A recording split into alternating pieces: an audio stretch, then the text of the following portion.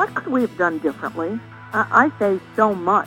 Well, joining us on the line right now is environmental attorney and co-host of Ring of Fire Radio, Mike Papantonio. Mike, thanks again for being with us. It is always a pleasure speaking with you. Hey, Nicole, how are you? I'm doing well. I'm doing really well because, as you know, I'm down here in Miami, and I saw somebody on the tube today talking about the loop current.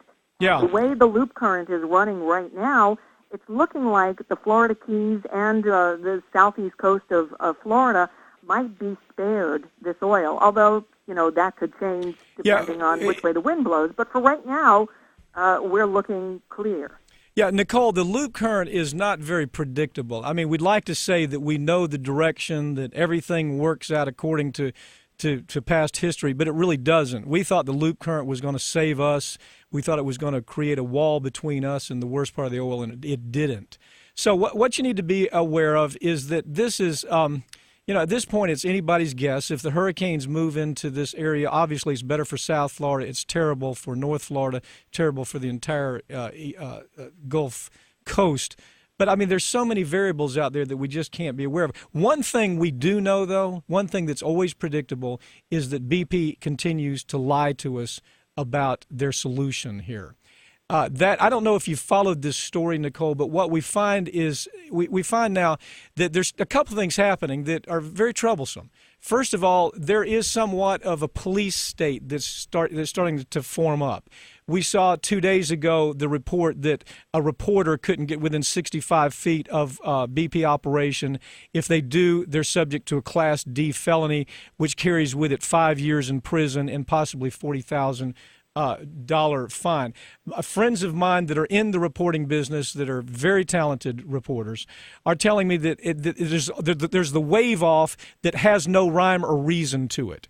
Somebody shows up on a scene, they say, I want to take pictures of these dying porpoises, I want to take pictures of these turtles that are covered with oil, and they're told by some officious-looking freak that no, they can't get close. And when they're told that, the question is, well, who says that? Well, it used to be, well, just BP said it, but now government has become such a part of BP that government is now threatening the free press of being able to tell this story, this horrendous story that's playing itself out every day. BP's behind it. BP money's behind it. BP allowed Thad Allen, who is a complete, utter buffoon, in case you haven't figured that out down in South Florida, Thad Allen is a buffoon that should not be in the position that he's in right now. But Thad Allen has been drawn into this argument that we shouldn't even let a free press tell this horrendous story. And the way they're doing it is they're simply threatening journalists, and they're saying, if you come too close, 65 feet, we will have you arrested.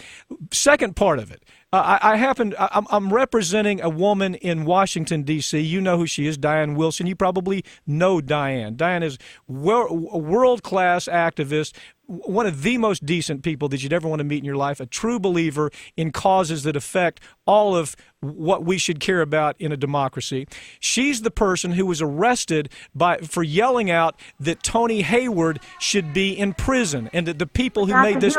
Yes, at the hearing. She yelled at Tony should be in prison and everybody else should be in prison. Well, the only person that went to jail so far is Diane Wilson. BP killed 11 people, and Diane Wilson went to jail for 48 hours. BP destroyed an entire ecosystem. BP is not in jail for 48 hours. Diane Wilson is the person who's trying to tell the story and tell Americans to wake the hell up, that corporate America is in charge of our lives right now. That's what Diane Wilson's message is. And Diane Wilson ends up going to jail, and Tony Hayward goes for a frigging yacht ride somewhere.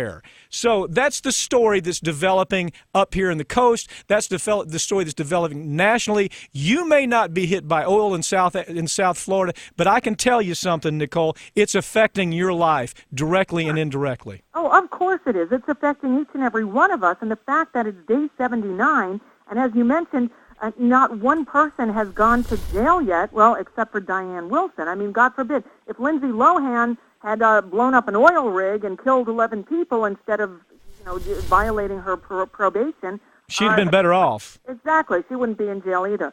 Mike Papantonio is with us. You mentioned that the government is now in bed with BP when it comes to keeping the press from covering this disaster.